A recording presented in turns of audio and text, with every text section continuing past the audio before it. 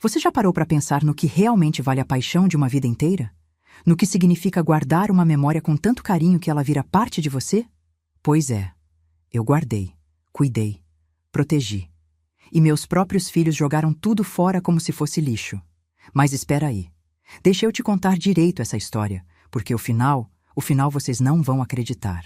Eu estava deitada naquela maca fria do hospital, meio grogue ainda da anestesia, quando ouvi a voz do César ecoando no corredor. Meu filho mais velho, 40 anos nas costas, vinha me buscar para a alta. 15 dias internada por causa de uma queda idiota no banheiro.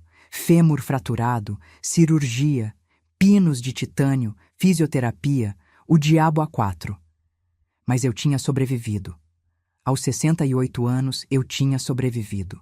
A enfermeira empurrou a cadeira de rodas até o meu lado. Eu olhei para ela e sorri, mesmo com a dor latejando na perna. Moça, meu filho trouxe o opalão preto para me levar? Aquela cadeira cabe direitinho no porta-malas dele. Silêncio. César entrou no quarto com aquele sorriso torto que eu conheço desde que ele era pequeno. O sorriso de quem aprontou alguma coisa. Atrás dele, a Letícia, minha caçula de 36 anos, toda produzida, unha de gel brilhando, cabelo com luzes recém-feitas. R$ 200 no salão, fácil. Enquanto isso, eu aqui contando moedas para pagar remédio de pressão. Oi, mãe, como a senhora tá? A Letícia se abaixou para me beijar e eu senti o perfume caro, importado. R$ 300 o vidro no mínimo. Tô viva, graças a Deus. Cadê o carro? Eles trocaram um olhar. Sabe aquele olhar de quem combinou alguma coisa antes? Pois é, meu estômago embrulhou. Mãe, a gente tem uma novidade. César puxou a cadeira de plástico e sentou perto de mim. A senhora vai ficar feliz. Feliz. Essa palavra saindo da boca dele nunca significou nada de bom para mim. A gente se livrou daquele trambolho velho que ficava parado na garagem. A Letícia falou com aquele tom de quem tá fazendo um favor. Vendemos pro ferro velho do seu tião lá da Vila Matilde. Foi pro bem da senhora. Imagina dirigir aquilo com essa perna quebrada? O mundo parou. Eu pisquei. 1 vez, 2 vezes, 3. Vocês venderam o Opala? Pegamos R$ 5.000, mãe. César abriu um sorriso largo. Deu para pagar as despesas da internação que o convênio não cobriu e sobrou um troco para a gente fazer um jantar bom hoje. A senhora nem vai sentir falta. R$ 5.000. R$ 5.000 por um Opala Diplomata, 1992. Preto, impecável, que valia no mínimo R$ 40.000 no mercado de carros antigos. R$ 5.000. Mas não era sobre o dinheiro. Nunca foi sobre o dinheiro. Minha mão tremeu quando peguei o celular na mesinha de cabeceira. Eles acharam que eu ia ligar para alguma amiga chorar. Eu disquei 190. Polícia Militar, boa tarde. Boa tarde. Gostaria de registrar um roubo de veículo e apropriação indébita contra 2 familiares. Gente, me conta aí nos comentários de qual cidade vocês estão acompanhando essa história. E se vocês já passaram por alguma decepção com gente da própria família? Porque o que vem agora? Vocês não estão preparados. Deixa eu voltar um pouco no tempo para vocês entenderem direito. O Opala não era só um carro. Era o Cláudio. Era meu marido. Era minha vida inteira guardada em lataria preta e motor V6. Conheci o Cláudio em 1977. Eu tinha 21 anos, ele 25. Trabalhava numa loja de tecidos no Brás, era representante comercial, andava de ônibus para todo lado com aquelas malas pesadas, cheias de amostra. Homem trabalhador, sério, de palavra. A gente casou em 1978. Cerimônia simples, bolo de 2 andares que a mãe dele fez, vestido emprestado da minha prima Zilda. O César nasceu em 1985. A Letícia em 1989. E em 1992, depois de 15 anos ralando, pegando 3 conduções por dia, acordando às 5 da manhã, o Cláudio finalmente conseguiu. Ele entrou em casa com aquela chave na mão, os olhos brilhando, e disse: Augusta, vem ver. Era um Opala Diplomata 0 km, Preto, couro bege, ar-condicionado, direção hidráulica. O sonho dele, o sonho de todo homem daquela geração. Quanto foi? Eu perguntei, já calculando as prestações na cabeça. 72 mil cruzeiros à vista. Ele sorriu. Juntei tudo, Augusta, cada centavo. É nosso. Nosso. Ele dirigiu aquele carro com tanto orgulho. Levava eu e as crianças para Santos todo o verão. A gente parava no Guarujá, comia pastel na praia, os meninos brincavam na areia enquanto a gente ficava debaixo do guarda-sol vendo o mar. O Cláudio lavava o carro todo sábado de manhã. Encerava, aspirava, checava óleo, água, pneu. Aquele carro era a extensão dele. Quando ele morreu, em 2015, infarto fulminante aos 58 anos, eu guardei o carro. Não conseguia vender, não conseguia me desfazer. O cheiro dele ainda estava impregnado no banco do motorista. Aquele cheiro de loção pós-barba barata e cigarro derby que ele fumava escondido. Eu aprendi a dirigir com 57 anos só para poder usar o Opala. Fiz autoescola, tirei carteira, reprovei 2 vezes no baliza, mas consegui. E todo domingo de manhã eu ligava aquele motor, ouvia o ronco do V6 e ia até a igreja. Às vezes passava no mercado, às vezes só dava uma volta no bairro. Mas era meu momento. Era eu e o Cláudio ainda juntos, de alguma forma. Os meninos sempre implicaram. Mãe, esse carro gasta muito. O César falava. Mãe, isso é perigoso. A senhora pode se machucar. A Letícia insistia. Mas eu não ligava. Aquele carro era meu. Era minha liberdade. Era minha memória viva. E eles venderam. Como sucata. Por R$ 5.000. Agora deixa eu te explicar uma coisa sobre os meus filhos. Porque não foi sempre assim, sabe? Teve uma época que eles eram diferentes. Ou talvez eu que não quisesse enxergar. O César era um menino doce. Lembro dele com 7 anos, me ajudando a estender roupa no varal, falando que quando crescesse ia comprar uma casa grande para mim. Ele estudou, fez faculdade de administração numa particular que eu paguei, vendendo as pulseiras de ouro que a minha mãe tinha me deixado. R$ 6.000 por semestre durante 5 anos. R$ 30.000 no total. Ele se formou em 2007. Trabalhou uns anos com carteira assinada, casou, teve 2 filhos. Mas aí veio a crise de 2014, 2015. Ele perdeu o emprego, tentou empreender, pediu dinheiro emprestado. Mãe, só R$ 30.000 para abrir uma imobiliária com um sócio. A senhora vai ver. Em 1 ano, eu devolvo tudo com juros. R$ 30.000. Era tudo que eu tinha guardado no banco. A reserva de emergência. O dinheiro que o Cláudio tinha deixado do FGTS e da rescisão. Eu dei. A imobiliária faliu em 8 meses. O sócio sumiu com o dinheiro. O César nunca me devolveu um centavo. Desculpa, mãe. As coisas não deram certo, mas a senhora sabe que eu te amo, né? Amor. Essa palavra foi perdendo o peso com o tempo. Depois disso, virou rotina. Todo mês tinha alguma conta que ele não conseguia pagar. O plano de saúde dos netos que eu paguei porque, mãe, se acontecer alguma coisa com eles e a gente não tiver convênio, R$ 800 por mês. Todo mês. Durante 6 anos. R$ 57.600. A Letícia era diferente. Ou pelo menos eu achava que era. Menina estudiosa, tirava notas boas, fez faculdade de design de interiores, também paguei. Mais R$ 7.000 por semestre durante 4 anos. R$ 56.000 no total. Ela se formou em 2011 e nunca trabalhou. Não de verdade. Sempre foi consultora de estilo, influenciadora digital, personal organizer. Nada que desse dinheiro de verdade. Ela morava de favor na casa de namorado, depois foi morar com uma amiga, depois voltou para casa, depois saiu de novo. Mas sempre aparecia na minha porta na hora do almoço. Oi, mãe, passei aqui perto, posso almoçar? 5 vezes por semana. Às vezes, jantava também. Levava marmita, levava frutas, levava pacote de arroz, feijão, óleo. Mãe, me empresta uns R$ 300 até semana que vem?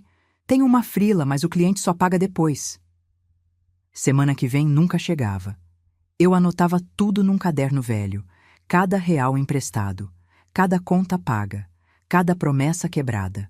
A soma total de 2007 até 2025 dava R$ 243.800. R$ 243.800 que eu dei para os meus filhos achando que estava investindo em amor, em gratidão, em família. Mas família mesmo, de verdade, não vende o carro da mãe como sucata enquanto ela está internada com pino de titânio no fêmur. A viatura chegou no hospital umas 2 horas depois da minha ligação. 2 policiais militares, um homem e uma mulher, entraram no quarto. O César e a Letícia estavam sentados no sofá de canto, mexendo no celular, esperando eu me acalmar. Quando viram a farda, levantaram num pulo. O que está acontecendo? O César perguntou. A senhora que ligou? A policial feminina perguntou para mim. Fui eu. Meu nome é Augusta Mendes. Esses 2 aqui são meus filhos, César Mendes e Letícia Mendes. Enquanto eu estava internada, eles venderam meu veículo sem minha autorização. Um Opala Diplomata 1992, placa tal, chassi tal. Eu tinha todos os dados decorados. Venderam para um ferro velho por R$ 5.000. O veículo estava em meu nome. Eles não tinham procuração, não tinham autorização. Foi furto. Mãe! A Letícia gritou. A senhora tá louca? A gente fez isso pelo bem da senhora. Pelo meu bem? Eu olhei para ela. Vocês venderam a memória do pai de vocês, o único bem material que eu tinha dele, sem me perguntar, enquanto eu estava dopada de morfina numa cama de hospital. E acham que foi pelo meu bem? Mas, mãe, a senhora não pode mais dirigir, o César tentou argumentar. Quem disse? O médico me liberou para voltar a dirigir em 3 meses, depois da fisioterapia. Mas nem vem ao caso. O carro era meu, não de vocês. O policial homem pediu os documentos deles. Pediu minha identidade. Pediu o documento do carro. Eu tinha tudo na bolsa. Sempre carreguei. O DUT original, em meu nome. A chave reserva. A senhora quer dar prosseguimento à ocorrência? Ele perguntou. Eu respirei fundo. Olhei para os meus filhos. O César tinha as mãos tremendo. A Letícia estava com os olhos arregalados, tipo não acreditando no que estava acontecendo. Quero. E tem mais. Eu gostaria de ir até a delegacia fazer um BO completo, porque tem algo que eles não sabem sobre aquele carro. O que, mãe? A Letícia perguntou, a voz fina. Vocês vão descobrir na delegacia. A cadeira de rodas não cabia na viatura. Chamaram uma ambulância do hospital para me levar. Eu segui na frente. Eles foram atrás, na viatura, algemados. Não porque tinham sido presos, mas porque eu exigi. Falei que me sentia ameaçada. Menti. Mas precisava que eles sentissem, na pele, o peso do que tinham feito. A delegacia era na Vila Matilde mesmo. Delegacia do idoso. O delegado era um homem sério, uns 50 anos, chamado Ramos. Ele me recebeu na sala dele, ofereceu água, café. Mandou buscar uma cadeira mais confortável para minha perna. Dona Augusta, a senhora quer me contar o que aconteceu? Eu contei tudo. Desde a internação até a revelação no quarto do hospital. Ele foi anotando. Perguntou valores, datas, detalhes. A senhora tem o documento do veículo? Eu entreguei. Ele analisou. Está tudo em seu nome. Eles venderam sem procuração? Sem nada. Falsificaram minha assinatura no recibo de venda. Eu nem tive alta ainda quando fizeram isso. Isso é crime, a senhora sabe. Estelionato e apropriação indébita. Eu sei. Ele me olhou. A senhora tem certeza que quer processar seus próprios filhos? Eu olhei para ele nos olhos. Tenho. E tem mais uma coisa que o senhor precisa saber. Levantei a bolsa, tirei uma foto antiga de dentro da carteira. Era eu, no aniversário de 50 anos do Cláudio, em 2007. Eu estava usando um colar de esmeraldas e diamantes. Verde intenso, brilhante. Herança da minha avó Zilda, que tinha sido baronesa no interior de Minas. Esse colar aqui foi avaliado em 2005 em R$ 500.000. Eu guardava ele num cofre, mas em 2005 o Cláudio teve um problema com a Receita Federal. Ameaçaram bloquear nossos bens. A gente ficou com medo. Então eu descosto a joia, mandei um joalheiro de confiança desmontar e costurei as pedras dentro do forro do banco do motorista do Opala. Silêncio absoluto na sala. A senhora está dizendo que meus filhos venderam como sucata um carro que tinha R$500.000 em pedras preciosas escondido no banco. Ele recostou na cadeira, passou a mão no rosto. A senhora tem como provar isso? Eu mostrei a foto. Mostrei a apólice de seguro antiga, vencida, que descrevia a peça. Mostrei o recibo do joalheiro, datado de agosto de 2005, com a descrição exata das pedras. 12 esmeraldas colombianas, 24 diamantes brancos, corte esmeralda, pureza VS1. E tem mais, eu anotei num diário. Tirei o caderno velho da bolsa, abri na página. Dia 14 de agosto de 2005. Escondi as esmeraldas da vovó Zilda no banco do motorista do Opala. Cláudio acha mais seguro que cofre de banco que pode ser confiscado pelo governo. O delegado leu. Releu. Dona Augusta, isso muda tudo. Se a senhora conseguir provar que essas pedras existiam e estavam no carro, seus filhos não venderam um Opala velho. Venderam R$500.000. Eu sei. Isso pode dar cadeia. Eu sei. Ele me olhou com uma mistura de respeito e pena. A senhora quer que eu chame eles aqui para ouvir isso? Quero. César e Letícia entraram na sala 5 minutos depois. Estavam pálidos, assustados. Sentaram nas cadeiras em frente à mesa do delegado. Seu César, dona Letícia, sua mãe trouxe uma informação adicional sobre o veículo vendido. Que informação? O César perguntou, a voz rouca. O delegado olhou para mim. A senhora quer falar ou eu falo? Eu falo. Respirei fundo. Olhei para os meus filhos. Vocês se lembram do colar da vovó Zilda? O de esmeraldas que eu usei no aniversário de 50 anos do pai de vocês? A Letícia franziu a testa. Lembro. Aquele verde brilhante. A senhora vendeu, né? Depois que o pai morreu. Não vendi. Escondi. Dentro do Opala, no forro do banco do motorista. Em agosto de 2005, eu desmontei o colar e costurei as pedras lá dentro. 12 esmeraldas colombianas e 24 diamantes, avaliados em R$500.000. O César ficou branco. Tipo, branco de verdade. Ele levou a mão à boca. A senhora tá brincando, né, mãe? A Letícia deu uma risada nervosa. Isso é para assustar a gente. Não tô brincando. Tá tudo documentado. Foto, apólice de seguro, recibo do joalheiro, anotação no diário. Eu guardei aquelas pedras pro dia que eu precisasse de verdade. Era meu seguro, minha reserva de emergência final. E vocês venderam. O César se levantou num pulo. A gente precisa buscar. Delegado, a gente precisa ir agora no ferro velho antes que eles façam alguma coisa com o carro. Senta. O delegado falou firme. Mas tem R$500.000 lá. Eu disse, senta. César sentou, mas não parava de tremer. A Letícia começou a chorar. Mãe, a senhora tem certeza? Tem certeza mesmo que estava lá? Absoluta. Eu mesma costurei. Usei linha de nylon, agulha grossa, abri o forro, coloquei as pedras dentro de um saquinho de veludo preto e fechei tudo. Ninguém ia achar a menos que rasgasse o banco inteiro. Meu Deus! A Letícia colocou as mãos na cabeça. A gente vendeu por R$5.000. Isso mesmo. Vocês venderam R$500.000 por 5.000. O César levantou de novo. Dessa vez o delegado não impediu. Ele saiu correndo da sala. Eu ouvi ele vomitando no banheiro do corredor. A Letícia ficou me encarando, lágrimas descendo. Mãe, a senhora não pode ter feito isso com a gente. Eu não fiz nada com vocês.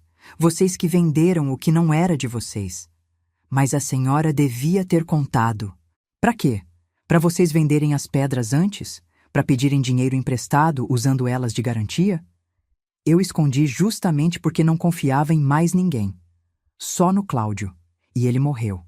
Então, guardei para mim. O César voltou para a sala, a cara esverdeada. Delegado, por favor, o senhor pode ligar para o ferro velho? Eles não podem ter feito nada com o carro ainda. Faz só 3 dias. O delegado pegou o telefone, ligou, conversou. Desligou. O dono disse que o carro foi prensado ontem. Virou um cubo de metal. Já está separado para venda de sucata para siderúrgica. Eu vi a alma sair do corpo do meu filho.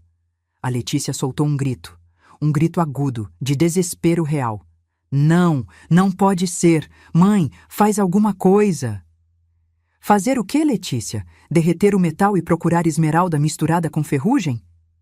Mas a senhora não pode deixar isso acontecer. Eu não deixei acontecer. Vocês deixaram, vocês venderam, vocês decidiram por mim. Agora lidem com as consequências. O César sentou no chão. Literalmente sentou no chão frio da delegacia e começou a chorar. Chorar que nem criança. 500 mil, a gente perdeu 500 mil. Não, César, vocês não perderam, vocês jogaram fora. O delegado olhou para mim. Dona Augusta, a senhora ainda quer dar prosseguimento à denúncia de furto? Eu pensei mesmo. Olhei para os meus filhos destruídos no chão e nas cadeiras. Mas aí lembrei de cada conta que eu paguei, cada real que eu dei, cada promessa quebrada, cada vez que eles me trataram como banco, como provedora automática, nunca como mãe, nunca como pessoa. Quero furto qualificado e apropriação indébita, e falsificação de documento, já que eles assinaram por mim. Mãe, pelo amor de Deus! A Letícia caiu de joelhos na minha frente. A gente não sabia. Mas mesmo sem saber, venderam. Venderam sem perguntar, sem pensar, sem se importar com o que aquele carro significava para mim. E sabe por quê? Porque para vocês, eu sou só uma velha que atrapalha, que tem coisas que podem ser vendidas para resolver os problemas de vocês. Nunca foi sobre me ajudar. Foi sobre se livrar do trambolho e embolsar o dinheiro. Saí da delegacia 2 horas depois. O César e a Letícia ficaram lá, prestando depoimento, sendo processados formalmente. Eu chamei o Dr. Siqueira, meu advogado. Ele tinha 70 anos, era amigo do Cláudio desde os tempos de representante comercial. Chegou em meia hora. Augusta, você tem certeza disso? Ele perguntou, me ajudando a entrar no carro dele. Absoluta. Eles são seus filhos. Eu sei, mas eu também sou gente, também tenho dignidade. E eu cansei. Ele me levou para casa. Subimos no elevador até o 4º andar. Apartamento antigo, 140 metros quadrados, 3 quartos. Muca, prédio de 1968. Eu morava ali desde que casei. Quando abri a porta, o silêncio pesou.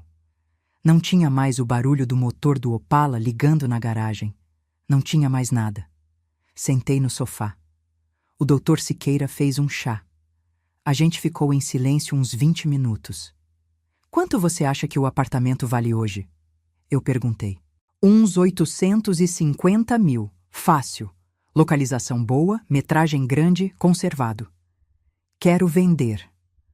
Augusta, quero vender, Siqueira. Não aguento mais ficar aqui. Cada canto tem memória. Memória boa que virou dor. Quero vender, pegar o dinheiro e ir para um lugar onde eu não seja mãe. Onde eu seja só Augusta. Ele suspirou. E seus filhos? A herança? Herança? Depois do que fizeram? Não. Vou vender. Vou usar o dinheiro para viver bem o tempo que me resta. Viajar, comer em restaurante bom, pagar cuidador se precisar. Mas eles não vão ver um centavo. Naquela noite, sozinha na cama, eu chorei. Chorei pelo Opala, chorei pelo Cláudio, chorei pelas esmeraldas da vovó Zilda que viraram pó de metal. Mas sabe de uma coisa? Pela primeira vez em anos, eu também senti um alívio estranho, tipo liberdade. Liberdade de não precisar mais sustentar gente adulta que me tratava como obrigação. E foi aí que eu decidi. Essa história ia ter um final, mas não ia ser o final que eles esperavam. O celular começou a tocar às 6 da manhã do dia seguinte. Era o César. Eu olhei para o visor e apertei o botão vermelho. Desligar. 2 minutos depois, tocou de novo. Letícia. Desliguei também. Às 6h15, bateram na porta do apartamento.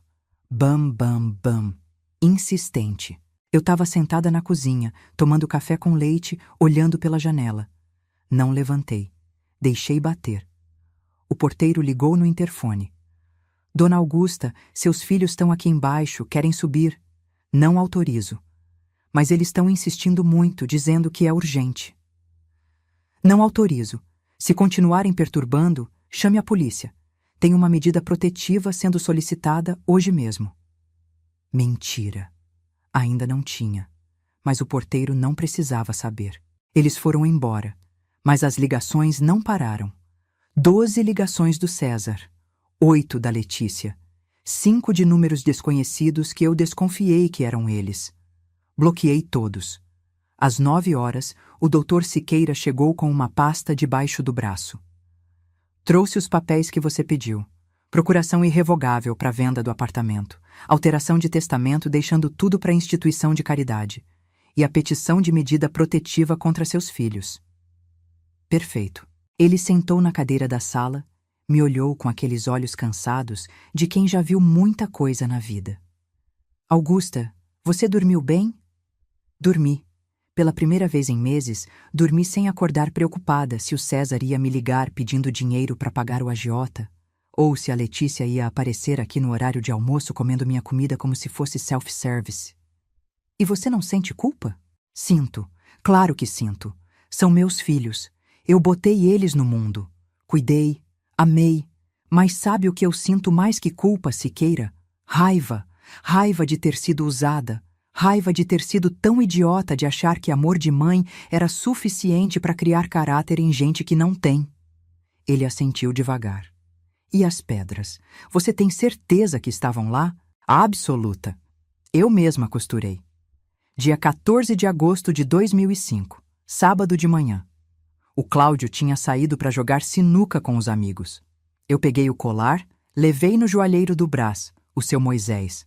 Pedi para ele desmontar. Ele me olhou como se eu tivesse louca, mas fez. Colocou as pedras num saquinho de veludo preto. Me cobrou R$ 200 pelo serviço. Eu guardei o recibo. Mostrei o papel amarelado. Ele leu. E você nunca pensou em usar? Em todos esses anos? Pensei. Quando o César perdeu o emprego e me pediu os 30 mil, eu pensei. Quando a Letícia teve que sair do apartamento da amiga e não tinha onde morar, eu pensei. Mas aí eu lembrava do que a vovó Zilda me disse antes de morrer. O que ela disse? Ela chamou eu e minhas 2 irmãs, dividiu as joias entre nós 3. Para mim, deu o colar de esmeraldas. Para as minhas irmãs, deu pulseiras de ouro e um broche de pérolas. E ela falou: Augusta, essa peça aqui é sua segurança. Não vende para comprar casa, não vende para pagar dívida de marido, não vende para bancar filho.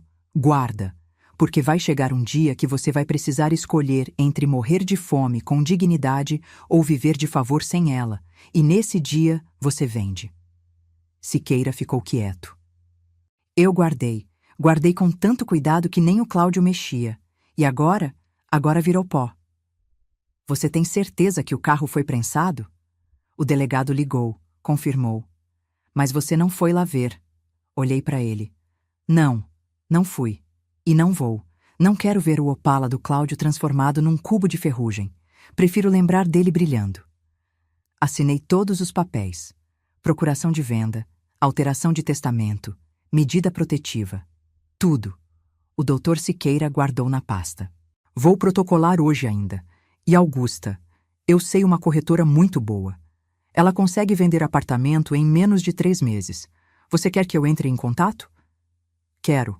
Quanto mais rápido, melhor. Ele saiu. Eu fiquei sozinha de novo.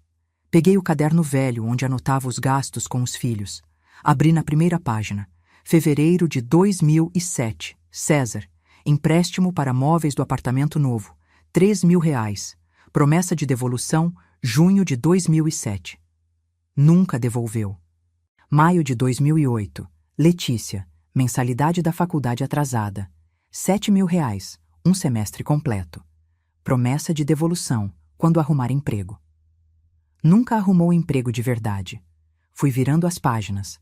Cada linha era uma facada. Dezembro de 2010. César. Empréstimo para dar entrada num carro.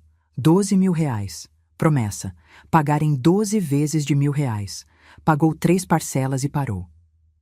Março de 2011. Letícia, curso de extensão em Milão, Itália. R$ 15.000. Passagem, hospedagem, curso.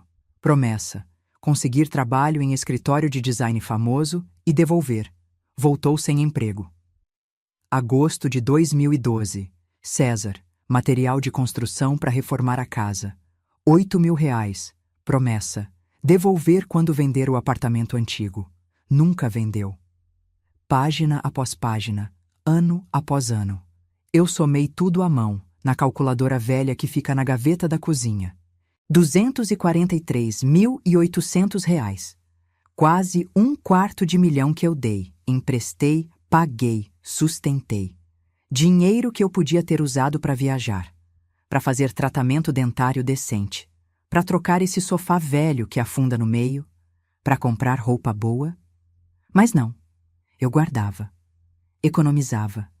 Comia miojo no fim do mês para sobrar R$ 50 e ajudar o César com a conta de luz. Eu era a idiota, a boba, a coitadinha da mãe sozinha que se agarra nos filhos. Fechei o caderno e joguei na gaveta. Não ia mais abrir. O telefone fixo tocou. Atendi sem pensar. Mãe, era a Letícia, voz chorosa. Mãe, pelo amor de Deus, me escuta. Como você conseguiu esse número? Eu bloqueei seu celular. Peguei o telefone da Carol, minha amiga. Mãe, por favor, a gente precisa conversar. Não temos nada para conversar. Tem sim! A senhora não pode fazer isso com a gente. A gente errou. Eu sei que a gente errou, mas a senhora não avisou que tinha as pedras. Como a gente ia saber? E se não tivesse as pedras, Letícia? Se fosse só o carro mesmo? Ainda seria certo vocês venderem sem me perguntar? Silêncio. É o que eu pensei. Desliga. Não liga mais. Mãe, o César tá desesperado. O agiota ligou hoje de manhã cobrando os 15 mil. Se ele não pagar até sexta-feira, vão machucar ele. E o que você quer que eu faça? Empresta para ele. A senhora sempre emprestou. Não, acabou. Não tenho mais dinheiro para emprestar. Mas a senhora tem o apartamento. Vende, mãe. Vende e divide com a gente. Eu ri. Ri mesmo, uma risada amarga que saiu do fundo do peito. Dividir? Dividir o quê, Letícia? Vocês já levaram tudo, R$ 243.800 ao longo dos anos. Levaram meu dinheiro, meu tempo, minha paciência. E agora querem levar meu teto também? A gente é sua família. Família não vende a memória da mãe como ferro velho, querida. Desliguei. Tirei o telefone fixo da tomada. 3 dias depois, o Dr. Siqueira me ligou no celular. Augusta, a corretora já agendou 5 visitas para o apartamento. Tem um médico interessado, disse que paga à vista se estiver tudo certinho. Ótimo, agenda. E tem outra coisa. O delegado Ramos me ligou. Ele disse que o César foi até o ferro velho do seu Tião. Meu coração apertou. E o seu Tião mostrou o cubo de metal. O César teve um ataque, gritou, chorou, tentou abrir o cubo com as próprias mãos. Cortou os dedos na ferrugem. A Letícia desmaiou. Tiveram que chamar o SAMU. Fechei os olhos. Tentei sentir pena. Tentei mesmo. Mas não consegui. E o processo? Segue. O delegado disse que tem provas suficientes. Falsificação de assinatura. Venda de bem de terceiro. Eles podem pegar de 2 a 5 anos. Não quero que prendam. Siqueira ficou em silêncio. Como assim? Não quero cadeia. Quero que eles respondam sim. Quero ficha criminal. Quero que carreguem isso pro resto da vida. Mas cadeia, não. Você tem certeza? Tenho. Sou mãe. Não deixei de ser. Mas não sou idiota. Quero que sofram as consequências, mas não prisão. Ele concordou. Vou conversar com o promotor. Posso pedir pena alternativa. Prestação de serviço comunitário, por exemplo. Serve. Desliguei. Olhei pela janela. Lá embaixo, na garagem do prédio, o espaço onde ficava o Opala estava vazio. Só um quadrado de concreto limpo, mais claro que o resto do chão. 23 anos. 23 anos que aquele carro ocupou aquele espaço. E agora, nada. Na quinta-feira, recebi a primeira proposta de compra. R$ 800.000 à vista. Assinei sem pestanejar. O comprador era um cirurgião plástico de 40 e poucos anos, ia usar o apartamento para consultório e moradia. Pagaria tudo via TED, sem financiamento. Dona Augusta, a senhora já sabe para onde vai? A corretora perguntou. Sei, flat na Vila Olímpia. Senior Living, serviço de quarto, enfermagem 24 horas, academia, piscina aquecida. Quanto é o aluguel? R$ 4.500 por mês. Mas não vou alugar, vou comprar uma unidade. R$ 150.000 à vista. Ela arregalou os olhos. A senhora vai gastar tudo? Não, vou gastar o que for necessário para viver bem. O resto eu deixo no fundo de renda fixa. 4% ao ano dá... Deixa eu ver. Uns R$ 28.000 por ano. 2.300 por mês. Somando com minha aposentadoria de 5.800, fico com 8.100 por mês. E seus filhos? Olhei para ela. Não tenho filhos. O apartamento foi vendido em 15 dias. Tudo certo. Documentação limpa. Eu me mudei numa terça-feira chuvosa de abril. 2 malas de roupa, uma caixa de livros, 3 porta-retratos, um do Cláudio, um da minha mãe, um da vovó Zilda e o caderno de anotações. O resto, doei. O flat era pequeno, 40 metros quadrados, mas era novo, limpo, silencioso. Tinha uma varanda minúscula de onde eu via a Marginal Pinheiros. E sabe de uma coisa? Pela primeira vez em anos, eu me senti em paz. Ninguém ia bater na porta pedindo dinheiro. Ninguém ia aparecer na hora do almoço esperando comida de graça. Ninguém ia me ligar às 3 da manhã dizendo que tinha emergência. Eu era só Augusta. No sábado de manhã, uma semana depois da mudança, o celular tocou. Número desconhecido. Quase não atendi, mas atendi. Alô? Dona Augusta? Voz masculina, desconhecida. Quem é? Meu nome é Tião. Sou dono do ferro velho da Vila Matilde. Meu sangue gelou. O que o senhor quer? A senhora pode vir aqui? Para quê? É sobre o Opala. O carro já foi prensado. Seu César me disse.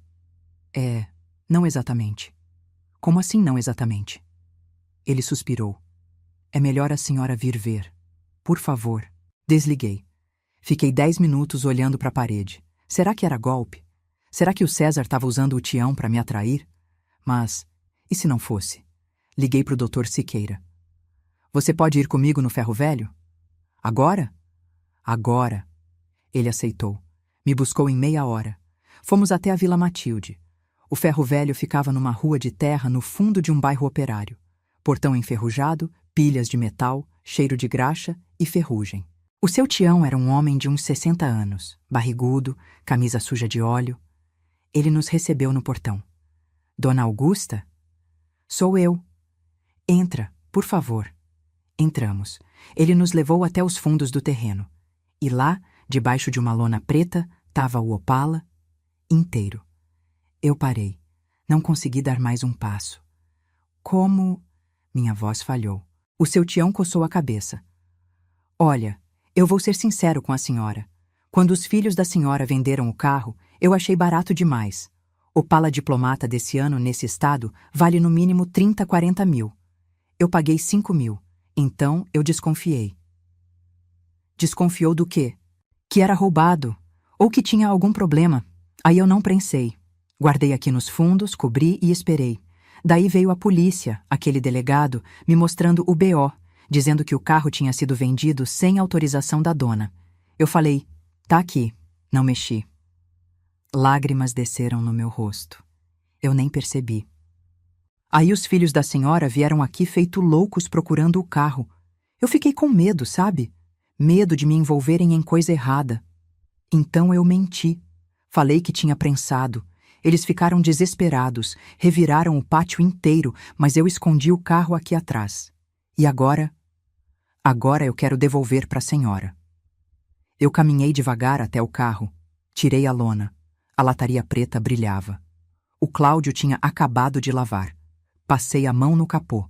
Gelado. Liso. O senhor quer dinheiro? Eu perguntei, a voz tremendo. Não, dona. Eu quero fazer a coisa certa. Esse carro é da senhora. Eu não tinha direito de comprar, então eu devolvo. Mas meus filhos te pagaram. Pagaram, mas eu devolvi o dinheiro. Botei numa conta judicial por ordem do delegado. Então tá tudo certo. O doutor Siqueira se aproximou. Olhou o carro. Olhou para mim. Augusta, você quer verificar? Verificar o quê? O banco. Meu coração disparou. Eu não sei se consigo. Quer que eu faça? Assenti. Ele abriu a porta do motorista. O cheiro inundou. Loção pós-barba. Derby. Cláudio. Siqueira apalpou o banco. Tem uma costura aqui, parece manual. É, fui eu que fiz. Ele pegou uma canivete do bolso. Cortou devagar a linha de nylon. Abriu o forro. Enfiou a mão. E tirou um saquinho de veludo preto. Abriu. 12 esmeraldas. 24 diamantes. Brilhando. Intactos. Eu caí de joelhos no chão de terra. Siqueira me segurou. O seu Tião ficou parado, boca aberta. Meu Deus do céu, ele sussurrou. Então era verdade. Era, eu disse chorando. Era verdade. Siqueira guardou as pedras no bolso do paletó, me ajudou a levantar. Olhou para o Tião. O senhor salvou a vida dessa mulher. O senhor sabe disso? Tião balançou a cabeça. Eu só fiz o certo. Voltei pro flat às 3 da tarde. Siqueira guardou as pedras num cofre do escritório dele. Na segunda-feira, a gente ia num joalheiro de confiança fazer nova avaliação. Pode ter valorizado, Augusta. Esmeraldas colombianas de qualidade tão cada vez mais raras. Eu só assenti. Tava exausta. Exausta e aliviada. Tipo, um peso gigantesco tinha saído das costas. As pedras estavam seguras. O Opala estava seguro. E eu estava livre. Naquela noite, sozinha no flat, eu peguei o celular. Desbloqueei o número do César e digitei. O carro foi recuperado. As pedras também. Vocês não vão ver um centavo. Não entrem mais em contato. Acabou. Enviei. 2 minutos depois, o telefone explodiu. 12 ligações seguidas. Mensagens desesperadas. Bloqueei de novo. Desliguei o celular. Tomei um chá de camomila. E dormi. Dormi 12 horas seguidas. Sem pesadelo. Sem culpa.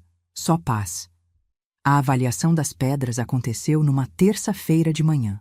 O joalheiro era o mesmo seu Moisés do Brás, agora com 82 anos, meio curvado, mas com os olhos ainda afiados.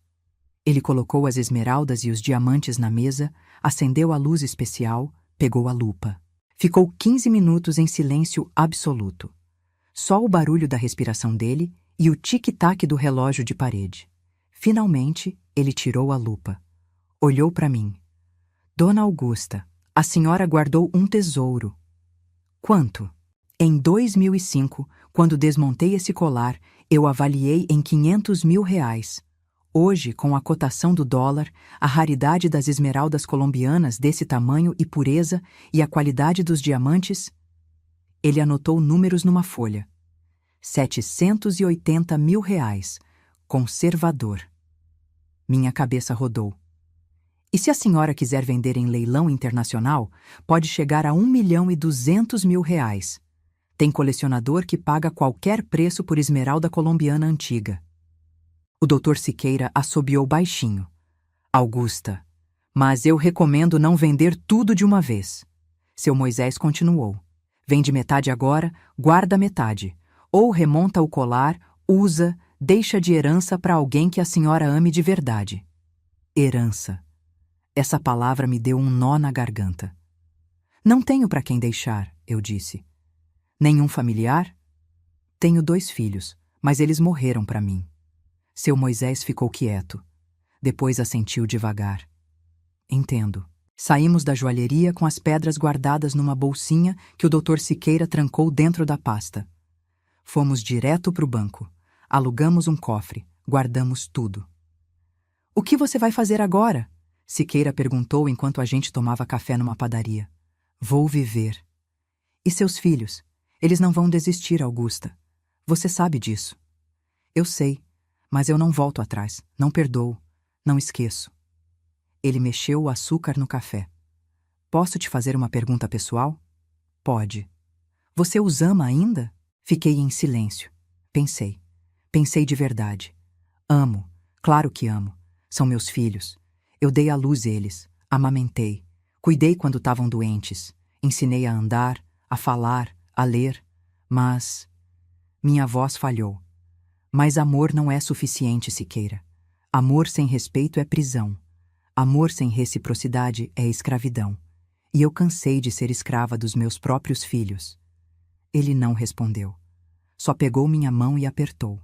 2 semanas depois, num sábado de tarde, eu estava na academia do flat, na esteira, quando uma funcionária veio me chamar. Dona Augusta, tem 2 pessoas na recepção perguntando pela senhora. Meu coração apertou. Quem? Um homem e uma mulher. Disseram que são seus filhos. Não autorizo a entrada. Diga que eu não moro aqui. Eles disseram que não vão embora até falar com a senhora. Eu desliguei a esteira. Sequei o suor. Respirei fundo. Chama a segurança. Se eles não saírem, chama a polícia. Ela ficou sem graça, mas obedeceu. Voltei para o apartamento. 10 minutos depois, o interfone tocou. Dona Augusta, eles foram embora, mas deixaram uma carta. Joga fora. A senhora tem certeza? Absoluta. Mas a curiosidade é uma praga. Às 8 da noite, desci na recepção. A carta estava na caixa de correspondência. Envelope branco, letra da Letícia na frente. Subi. Abri. Tinha 3 páginas escritas à mão. Começava com Mãe querida e terminava com Suas filhas que te amam para sempre. No meio, um monte de desculpas, justificativas, promessas. A gente não sabia do valor sentimental. A gente só queria ajudar. A senhora sempre foi tão forte, a gente achava que não ia se importar. Por favor, perdoa a gente. A gente promete que vai mudar. O César está passando por um momento difícil. O agiota ameaçou a família dele. A Letícia perdeu o apartamento. Está morando de favor com uma amiga. A gente precisa da senhora. Li tudo. 2 vezes. Depois rasguei em pedaços pequenos e joguei no lixo. Não ia funcionar. Chantagem emocional não ia funcionar mais. Na segunda-feira, o Dr. Siqueira me ligou. Augusta, o promotor aceitou a pena alternativa. César e Letícia vão prestar serviço comunitário por 18 meses, 300 horas cada um, e vão ficar com ficha criminal por 5 anos. Ótimo. E tem outra coisa. Eles entraram com uma ação de alimentos contra você. Como assim? Ação de obrigação alimentar reversa. Alegam que você tem condições financeiras e eles estão em situação de necessidade. Querem pensão. Eu ri alto. Pensão? Eles querem que eu pague pensão para eles? É, R$ 1.500 por mês para cada um. Baseado em quê? No Código Civil. Diz que filhos em necessidade podem pedir alimentos aos pais, assim como pais podem pedir aos filhos. Mas eles trabalhavam. O César era corretor, a Letícia fazia frila. Eles alegam que estão desempregados por causa do processo criminal que você moveu, que ficaram com nome sujo, perderam oportunidades. Siqueira, me diz que isso não vai para frente. Vai. Tem audiência marcada para daqui 15 dias. Eu sentei na cadeira, olhei para o teto, respirei fundo. Eles vão conseguir? Depende. Se você provar que eles têm condições de trabalhar e que a situação de necessidade foi causada por má gestão financeira deles, não. Se eles provarem que realmente estão em situação de miséria e você tem condições de ajudar, talvez. E o histórico de abandono afetivo, de exploração financeira? Pode usar, mas não é garantia. Desliguei o telefone. Peguei o caderno velho. Aquele com todas as anotações de dinheiro emprestado. Fui até o escritório do Siqueira naquela mesma tarde. Isso aqui é munição. Eu joguei o caderno na mesa. Cada centavo que eu dei, cada promessa quebrada, cada vez que eles me sangraram, tá tudo anotado. Ele abriu, leu, ficou pálido. Augusta, isso é muita coisa. R$ 243.800 ao longo de 18 anos. E eles querem pensão? Ele balançou a cabeça. Vou usar isso na audiência. Vou provar que você não tem obrigação nenhuma de sustentar quem já te explorou por 2 décadas. A audiência foi numa quinta-feira, 10 horas da manhã. Fórum da Vila Prudente. Sala pequena, juíza de uns 50 anos, séria. Eu entrei de bengala, ainda recuperando da cirurgia do fêmur. Sentei do lado do Dr. Siqueira. Do outro lado da sala, César e Letícia com uma advogada jovem, toda produzida. A juíza leu o processo. Então, resumindo, os autores, filhos da ré, pedem pensão alimentícia no valor de R$ 1.500 mensais cada, sob alegação de necessidade. A ré contesta, alegando que já sustentou os filhos por anos e que a necessidade atual é fruto de má gestão financeira. Correto? Correto, Excelência. A advogada deles falou. Exato, Excelência. Siqueira confirmou. Muito bem. Vamos começar pelos autores. Senhor César, o senhor pode explicar sua situação financeira? O César se levantou. Tava magro, pálido, olheiras fundas. Excelência, eu tô desempregado há 8 meses. Não consigo arrumar nada porque minha mãe me processou. Agora eu tenho ficha criminal. Ninguém quer contratar. Eu tenho 2 filhos pequenos, as contas da casa e um problema financeiro antigo que me envolve com a agiota. O senhor contraiu dívida com a agiota? A juíza ergueu a sobrancelha. Sim, senhora. R$ 15.000. Tô pagando 600 por semana, senão eles ameaçam minha família. E por que contraiu essa dívida? Silêncio. Senhor César, estou esperando. Para pagar outras dívidas, Excelência. De quê? Cartão de crédito, empréstimo pessoal, carro. Entendo. E a senhora, Letícia? A Letícia se levantou. Tava diferente. Cabelo sem luzes, unha sem esmalte, roupa simples. Tava fazendo papel de coitada. Excelência, eu tô morando de favor na casa de uma amiga. Não tenho renda fixa.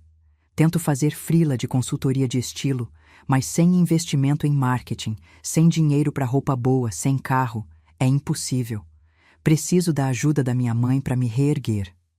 A juíza anotou. Depois olhou para mim. Dona Augusta, a senhora gostaria de se manifestar? Eu me levantei devagar. Olhei para os meus filhos. Eles baixaram os olhos. Excelência, eu criei esses 2 sozinha depois que meu marido morreu. Paguei faculdade dos 2. Emprestei dinheiro inúmeras vezes, sustentei netos, paguei contas. Durante 18 anos, eu fui o banco particular deles. E nunca eles me devolveram 1 centavo. Quando eu mais precisei, quando eu estava internada, frágil, com pino no fêmur, eles venderam o carro do meu falecido marido sem me perguntar. Venderam como sucata, por R$ 5.000, um carro que valia 40 mil. A juíza olhou para os 2. Isso é verdade? É, Excelência, mas a gente não sabia do valor. O César tentou. Silêncio. Continua, Dona Augusta. E dentro desse carro, Excelência, tinha joias de família avaliadas em quase R$ 800.000. Eles venderam sem saber. Por sorte, o dono do ferro velho era honesto e devolveu tudo. Mas e se não fosse? E se eu tivesse perdido tudo por causa da ganância deles? Mostrei o caderno. Aqui, Excelência, tá tudo anotado, cada centavo que eu dei. O total é R$ 243.800. E agora eles querem que eu dê mais? A juíza pegou o caderno, leu algumas páginas, ficou em silêncio uns 3 minutos. Doutor Siqueira, a defesa gostaria de juntar esse documento aos autos? Sim, Excelência. Deferido. Ela olhou para a advogada dos meus filhos. A defesa gostaria de contestar a autenticidade desse documento? A advogada folheou. Olhou para os clientes. Não, Excelência. Meus clientes confirmam que receberam valores da mãe ao longo dos anos. Ótimo. Então está confirmado. A ré já contribuiu financeiramente com os autores durante quase 2 décadas. E os autores, por sua vez, venderam bem de valor sentimental e financeiro da ré sem autorização, gerando inclusive processo criminal. Correto? Correto, Excelência, Siqueira confirmou. A juíza tirou os óculos. Olhou para os meus filhos. Vocês 2 são adultos, saudáveis, capazes. A situação financeira difícil de vocês não foi causada por doença, acidente ou incapacidade. Foi causada por má gestão, endividamento irresponsável e, no caso do Sr. César, envolvimento com agiotagem. A senhora Letícia tem formação superior e plenas condições de trabalhar em qualquer área, não apenas na que escolheu. Portanto, julgo improcedente o pedido de alimentos. Os autores têm condições de prover o próprio sustento, sem condenação em honorários, dado o vínculo familiar. Está encerrada a audiência. Bateu o martelo. Eu soltei o ar que estava prendendo. Siqueira apertou meu ombro. Do outro lado, a Letícia começou a chorar. O César socou a mesa e saiu da sala. A advogada deles veio até mim. Dona Augusta, meus clientes gostariam de conversar com a senhora. Em particular. Não. Por favor, só 5 minutos. Olhei para ela. Moça nova, não devia ter mais que 30 anos, fazendo o trabalho dela. Não tenho nada para falar com eles. A senhora é mãe deles. E eles são filhos que me traíram. Não tenho obrigação de perdoar traição só porque saiu do meu útero. Saí da sala. Siqueira me acompanhou até o carro dele. A gente ficou em silêncio o caminho todo. Quando ele me deixou no flat, eu agradeci. Subi. Tomei banho. Me olhei no espelho. 68 anos, cabelo branco, rugas, cicatriz do fêmur doendo. Mas nos olhos tinha algo diferente. Tinha dignidade. Naquela noite, eu jantei sozinha no restaurante do flat. Filé mignon ao molho madeira, arroz à piamontese, legumes grelhados. Sobremesa. Petit gâteau, vinho tinto, R$ 123. Paguei sem pestanejar. Comi devagar, saboreando, apreciando, porque pela primeira vez na vida eu não estava comendo o que sobrou. Estava comendo o que eu escolhi. E sabe de uma coisa? Foi a melhor refeição da minha vida. Na sexta-feira seguinte, uma semana depois da audiência, eu estava na fisioterapia quando o celular tocou. Número desconhecido de novo. Atendi. Dona Augusta? Voz feminina, chorosa. Quem é? Sou eu, Letícia. Como conseguiu esse número? Eu bloqueei. Peguei com a recepcionista do flat. Fingi que era uma emergência. Respirei fundo. O que você quer? Mãe. Eu sei que a senhora tá com raiva. Eu sei que a gente errou. Mas por favor, me escuta só dessa vez. Fala. O César tá internado. Meu coração apertou. Como assim? Os caras do agiota foram na casa dele. Quebraram o braço dele. 3 lugares. Ele tá no hospital. Cirurgia. Pino. A mulher dele tá desesperada. Os meninos tão apavorados. Fechei os olhos. E você quer que eu faça o quê, Letícia? Empresta os 15 mil para ele pagar. Pelo amor de Deus, mãe. Eles vão matar ele. Eu não tenho 15 mil. A senhora tem quase 1 milhão em pedras. Não mente. Silêncio pesado. Letícia, escuta bem o que eu vou te falar. Eu não vou dar dinheiro para o seu irmão pagar a agiota. Primeiro porque a agiota é crime e eu não financio o crime. Segundo porque ele contraiu essa dívida sozinho, ele resolve sozinho. Terceiro porque se eu pagar agora, semana que vem vai ser outra dívida, outro problema, outro drama, não acaba nunca. Mas ele pode morrer. Então ele vai na delegacia, faz um BO, pede proteção policial, entra no programa de proteção à testemunha se for o caso. Mas eu não vou pagar. A senhora é um monstro. Não, Letícia. Eu sou uma mulher que aprendeu que amor não é se deixar destruir pelos filhos. É ensinar eles a se sustentarem. E vocês nunca aprenderam porque eu sempre facilitei. Não facilito mais. Eu te odeio. Tudo bem. Você tem esse direito. Desliguei. Fiquei tremendo de raiva, de medo, de culpa. Liguei para o Dr. Siqueira. Contei tudo. Augusta, se ele está ameaçado de morte, você pode fazer um BO por ele. Eu posso? Pode.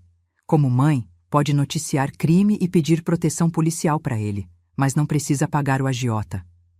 Então faz isso, por favor, noticia, pede proteção, mas não me envolve financeiramente. Ele fez. Naquela mesma tarde, a polícia abriu investigação contra o agiota. César prestou depoimento do hospital. Identificou os agressores.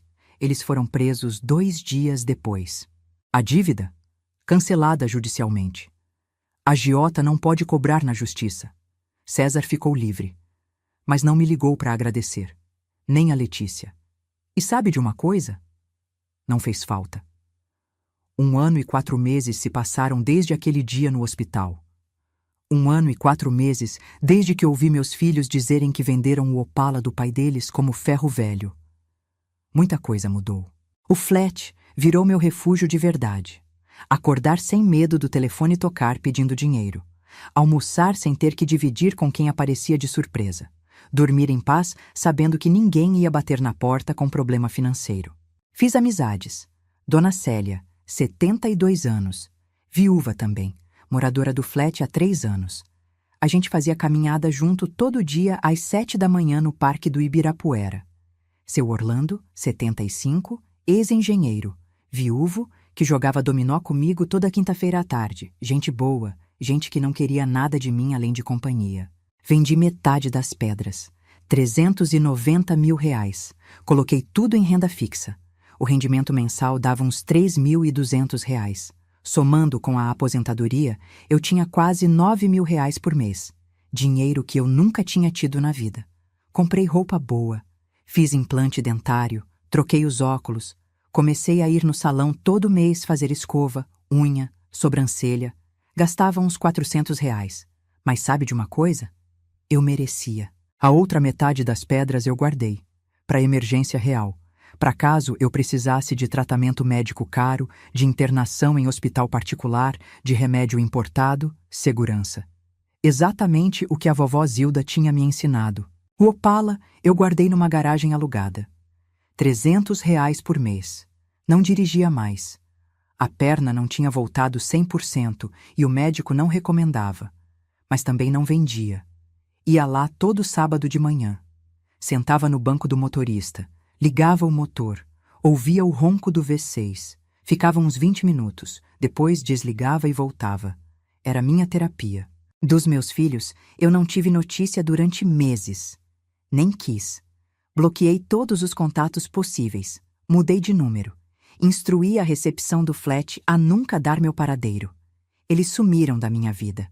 Até que num sábado de setembro, eu estava voltando da garagem do Opala quando vi uma mulher sentada no banco da praça, em frente ao flat. Magra, cabelo preso num rabo de cavalo simples, roupa surrada, tênis velho. Era a Letícia. Meu primeiro instinto foi virar e entrar pela porta dos fundos. Mas alguma coisa me fez parar. Curiosidade, talvez. Ou aquele resquício de mãe que nunca morre completamente.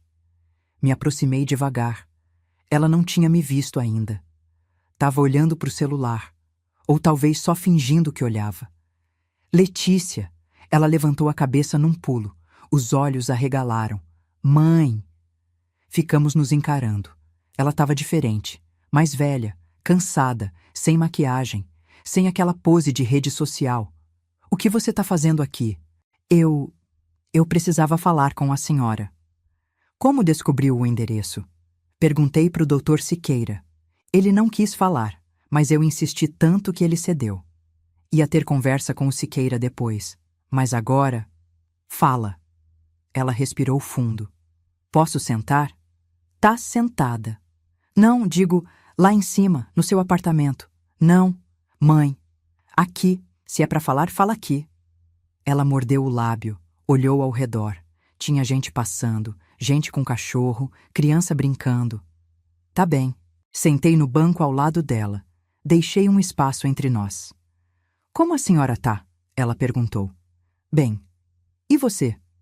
Eu tô trabalhando agora. De verdade.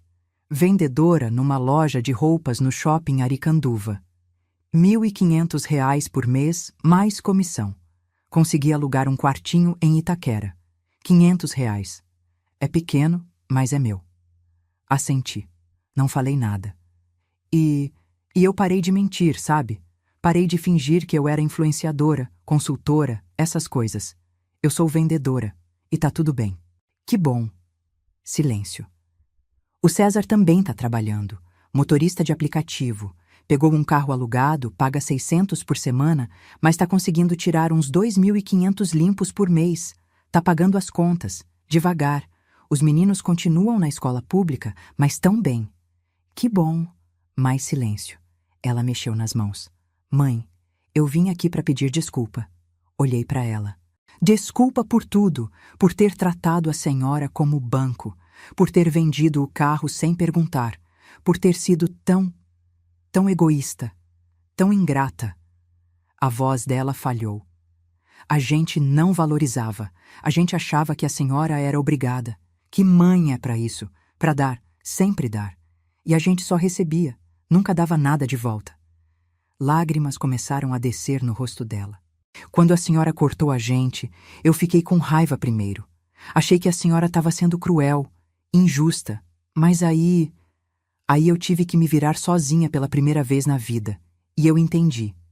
Eu entendi o peso que a gente colocava nas costas da senhora. Todo mês, todo ano, durante a vida inteira. Ela limpou as lágrimas com as costas da mão. E a pior parte é que a gente vendeu a memória do nosso pai.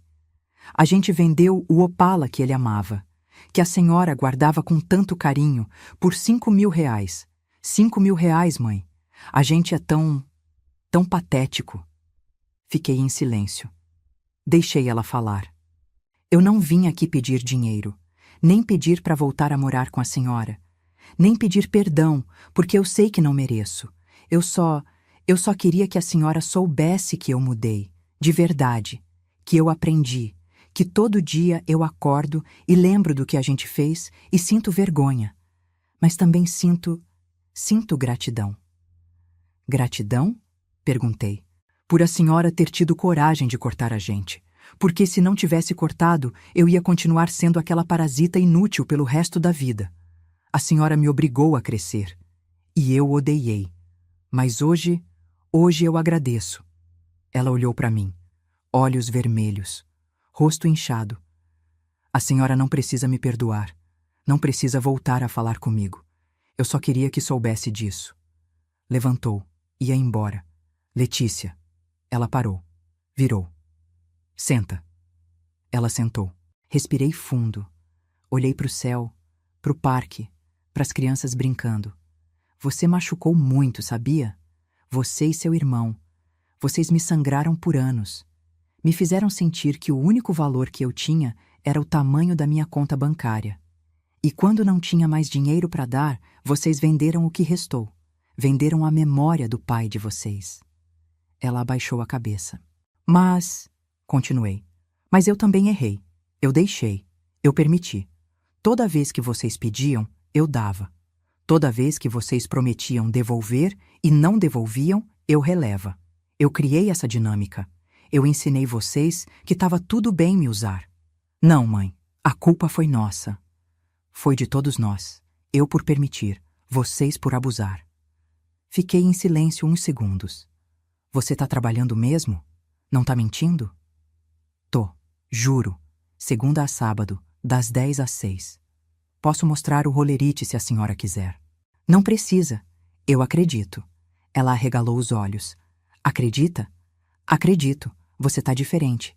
Mas, real. Ela soltou um riso molhado de lágrima. É porque eu não tenho mais filtro de Instagram nem roupa emprestada. Sorri. Não quis, mas sorri. E o César? Ele tá diferente também. Mais humilde. Trabalha 12 horas por dia. Às vezes chega em casa 3 da manhã. Mas paga as contas. Cortou todos os luxos. Os meninos reclamam, mas ele explica. Ensina eles a valorizar. E o braço? Sarou? Sarou. Ficou uns pinos, mas tá funcional. Assenti. Mãe, posso te dar um abraço? Olhei para ela. Magra, cabelo sem tratamento, unha sem esmalte, roupa da C&A. Mas os olhos tinham algo que eu não via há anos. Humildade. Pode. Ela me abraçou. Um abraço apertado, desesperado. Chorou no meu ombro. Eu deixei. Não chorei junto, mas deixei ela chorar. Quando soltou, limpou o rosto. Obrigada. Pelo abraço? Por tudo. Por ter sido dura. Por ter me ensinado do jeito difícil. por não ter desistido da gente mesmo quando a gente merecia. Eu não desisti, eu só coloquei limites. E foi o que a gente mais precisava. Ela levantou. Vou indo. Tenho turno no shopping às 2. Letícia. Sim? Pode voltar. Não para morar comigo. Não para pedir dinheiro.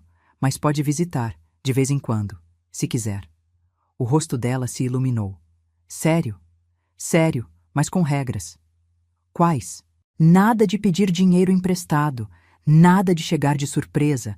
Nada de trazer problema. Se vier, vem para conversar, para tomar um café, para ser filha, não para ser cobradora. Eu prometo, eu juro. E outra coisa, eu não vou bancar mais nada, nem escola de neto, nem plano de saúde, nem almoço de graça. Acabou. Se eu resolver dar alguma coisa, vai ser porque eu quis, não porque você pediu. Entendido? Entendido. E se você escorregar, se voltar para o padrão antigo, eu corto de novo. Sem dó, sem culpa. Não vou escorregar. Eu aprendi, mãe. Ela foi embora. Eu fiquei sentada no banco da praça mais uns 20 minutos, pensando, sentindo. Será que eu tinha feito certo? Será que não era cedo demais? Será que ela ia mudar de verdade ou era só conversa? Não sabia, mas decidi dar uma chance. Uma chance pequena, vigiada, condicional. Mais uma chance. 3 semanas depois, numa quinta-feira à tarde, o interfone tocou. Dona Augusta, tem uma moça aqui na portaria. Diz que é sua filha. Autoriza. Letícia subiu, bateu na porta. Abri.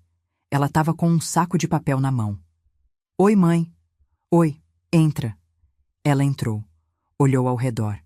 Que bonito seu apartamento. Obrigada. Trouxe isso aqui para a senhora. Entregou o saco. Dentro tinha um bolo caseiro. Simples. Bolo de fubá com goiabada. Você que fez. Fiz? Na casa da minha amiga. Lembrei que a senhora gostava.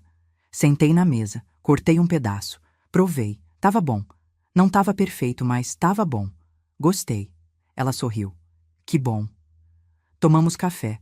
Conversamos sobre amenidades. Trabalho dela, tempo, notícias, nada profundo, nada pesado. Ela ficou 1 hora. Depois, se despediu. Posso voltar semana que vem? Pode, mas avisa antes. Aviso. E ela voltou. Semana após semana. Às vezes trazia bolo. Às vezes trazia fruta. Às vezes não trazia nada, só a presença. Não pedia dinheiro. Não pedia favor. Só conversava. Em novembro, ela apareceu com uma notícia. Mãe, eu consegui uma promoção. Supervisora da loja. R$ 2.300 mais comissão. Parabéns? E eu queria te convidar para conhecer a loja, ver onde eu trabalho. Fui. No sábado seguinte. A loja era no shopping Aricanduva. Simples. Roupa popular. Mas ela estava orgulhosa. Mostrou tudo. Apresentou as colegas. Essa é minha mãe. Vi ela atendendo cliente. Educada. Atenciosa. Fazendo dobradinha, arrumando provador, fechando venda. Senti algo estranho no peito. Orgulho, talvez. No Natal, ela me convidou para passar com ela e o César, na casa dele. Eu hesitei, muito, mas aceitei. A casa era simples. Apartamento pequeno em Guaianazes, 2 quartos, sala apertada, mas limpa, organizada. O César abriu a porta. Tava diferente também, mais magro, barba feita, roupa simples, mas limpa. Oi, mãe. Oi, César. Ficamos uns segundos parados. Depois ele me abraçou, rápido, meio sem jeito. Entra. Os netos vieram correndo, maiores, o mais velho com 12 anos, o mais novo com 9. Me abraçaram. Vó, a gente tava com saudade. Jantamos juntos. Arroz, feijão, frango assado, farofa, salada, nada sofisticado, mas feito com carinho. Depois do jantar, o César pediu para conversar comigo. Sozinho, na varanda pequena. Mãe, eu também quero pedir desculpa. Pelo que a gente fez. Pelo Opala, pelas pedras, por tudo. Olhei para ele. Eu era um fracassado. Sou um fracassado ainda, em vários sentidos. Mas pelo menos agora eu assumo. Eu trabalho. Eu pago as minhas contas. Eu não venho mais te pedir dinheiro. Eu sei. E eu queria que a senhora soubesse que o que a senhora fez, cortar a gente, processar a gente, foi a melhor coisa que alguém já fez por mim. Ergui a sobrancelha. Sério, eu passei a vida inteira sendo sustentado. Pela senhora, pela minha ex-mulher, por amigo, por banco, por agiota. Eu nunca fui homem de verdade. Mas quando a senhora cortou, quando eu vi que não tinha mais para onde correr, eu tive que virar homem. Pela primeira vez aos 41 anos. Ele olhou para as próprias mãos, calejadas, sujas de dirigir o dia inteiro. Às vezes eu dirijo 10, 12 horas, chego em casa moído, mas sabe de uma coisa? Eu durmo em paz, porque eu sei que o dinheiro que eu tenho, eu que ganhei. Ninguém me deu, ninguém me emprestou. Eu suei por ele. Fico feliz por você, César. E sobre as pedras? Eu sei que não tenho direito de perguntar, mas a senhora conseguiu reaver tudo? Consegui. Ele assentiu. Que bom. Pelo menos a gente não destruiu completamente. Não destruiu. Mãe, um dia, daqui muitos anos eu espero, quando a senhora partir, a gente não quer herança. Pode deixar tudo para quem a senhora quiser. Para caridade, para instituição, para cachorro de rua. Eu e a Letícia não merecemos. Olhei para ele. Vou pensar sobre isso. Voltei pro flat à meia-noite. Sozinha. Pensativa. Eles tinham mudado? Talvez, parcialmente, com vigilância ainda necessária. Mas tinham mudado. E eu tinha recuperado meus filhos. Não os filhos que eu queria, não os filhos perfeitos, mas filhos reais, imperfeitos, lutando, crescendo. E sabe de uma coisa? Eu podia viver com isso. 6 meses depois, em junho, no meu aniversário de 69 anos, eles organizaram um almoço. Simples, na churrasca do prédio do César. Eles cozinharam. Letícia fez a salada. César fez a carne. Os netos fizeram um desenho. Trouxeram um bolo. Vela de número. Cantaram parabéns desafinado. E me deram um presente. Uma chave. Que chave é essa? Perguntei. Abre o envelope. A Letícia disse. Abri. Dentro tinha uma foto. O Opala, lavado, encerado, brilhando. A gente não podia comprar o carro de volta, porque é da senhora. Mas a gente pagou 6 meses de garagem adiantado. E a gente vai pagar um mecânico para fazer revisão completa. Não é muito, mas é o que a gente consegue dar, César completou. Olhei para a foto, para o Opala preto reluzente. Olhei para os meus filhos. E pela primeira vez em anos, chorei na frente deles. Chorei de alívio, de gratidão, de esperança. Porque talvez, só talvez, ainda desse para reconstruir alguma coisa. Não como era antes, nunca como era antes, mas como algo novo, algo mais saudável, algo com limites, respeito e verdade. E sabe de uma coisa? Eu estava disposta a tentar. Hoje, 2 anos depois daquele dia no hospital, eu acordo às 7 da manhã. Tomo café com a dona Célia. Faço caminhada. Volto. Tomo banho. Arrumo o apartamento. Às vezes a Letícia vem almoçar comigo. Traz a comida que ela mesma fez. A gente conversa. Ri. Às vezes discute também, porque nem tudo é perfeito. Mas discute de igual para igual. Não de mãe provedora para filha parasita. O César me liga uma vez por semana. Pergunta como eu tô. Conta das corridas, dos netos, dos planos, pequenos, realistas, não aqueles planos megalomaníacos de antigamente. Eu não voltei a dar dinheiro. Nem uma vez, nem vou voltar. Isso acabou. Mas dei presença, de tempo, de conversa, e eles retribuíram. As pedras continuam guardadas, metade vendida, metade guardada. Minha segurança, minha tranquilidade. O Opala continua na garagem. Eu não dirijo mais, mas vou lá todo sábado. Sento no banco, fecho os olhos, sinto o cheiro do Cláudio e converso com ele. Cláudio, os meninos estão tentando, estão errando ainda, vez ou outra, mas estão tentando. Acho que você ficaria orgulhoso. Eu tô. Às vezes eu acho que sinto ele respondendo. Talvez seja imaginação. Talvez não. Não importa. O importante é que eu tô bem. Tô em paz. Tô vivendo. Não sobrevivendo. Vivendo. Com dignidade. Com respeito. Com amor próprio.